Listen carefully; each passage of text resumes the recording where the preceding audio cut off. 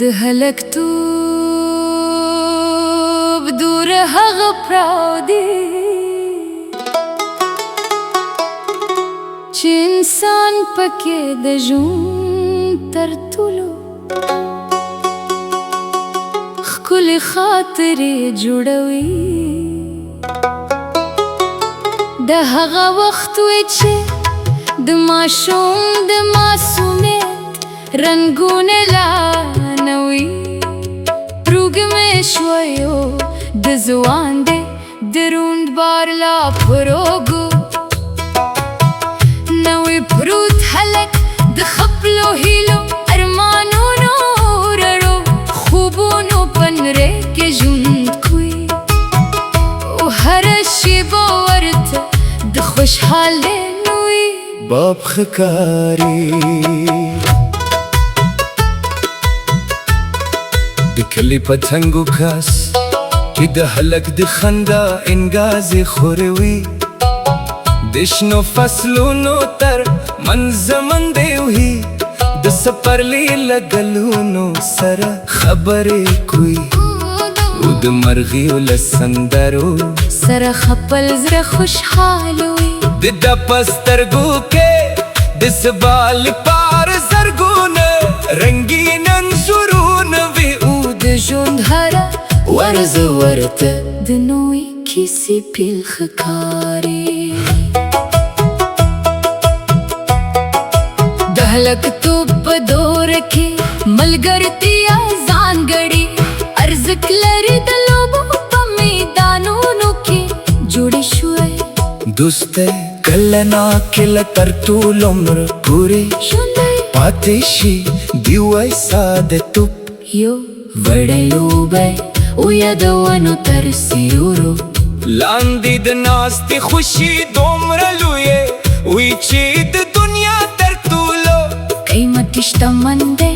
همواره سره سیالي نشي کولای. هلک د مور د داسې اوري پر سر لري او د پلا د نصیحت رای د لارې ملګري وی د کور نه مینه د هغه د شخصي بنسټ جوړوي او د ښو اخلاقو تخمونه یې په زړه کې کرل کیږي همدا تخمونه وروسته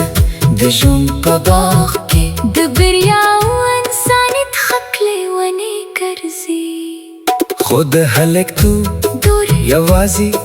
د لوبو او خندا وخت نه وي دا د زده کړې پوهې او تجربې د ترلاسه کلو مهم پړاو هم دی هلک د ښوونځي له دروازې د علم نړۍ ته داخليږي، د کتابونو له پاکو سره شنه کېږي او د خپل راتلونکي لپاره د امیدونو ماده جوړوي. هر نوی سبق ورته د روښانه سبا یو نوې ککې پرانیزي.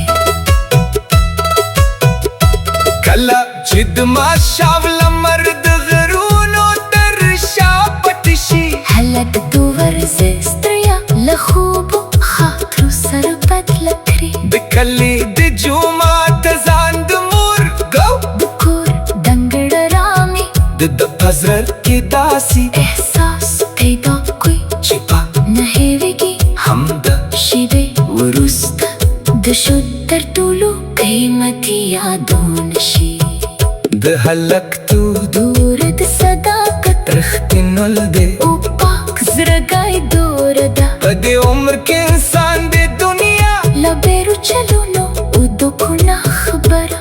وي زړه یې صاف وي نیتې سپي او د نورو لپاره یې مینه بې غرضه وي له همدې عمله د هلک توب یادونه تل د خوږو احساساتو سره مل وي. وخت تېرېږي کلونه بدلېږي او هلک ورو ورو د ځوانۍ پر لار قدمونه اخلي. خو د هلک توب هغه ورځي زړه په المارۍ کې د سرو زرو د یادونو په څېر خوندي پاتې کېږي. کله چې انسان د ژوند له ستونزو ستړی شي، د هماغو ورځو یا کې پر شونډو مسکراوي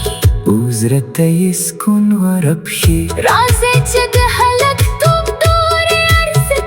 پیژنو خپلو ماشومانو ته زمینې کالې او خروزنې چاپېریال برابر کړو د هغوی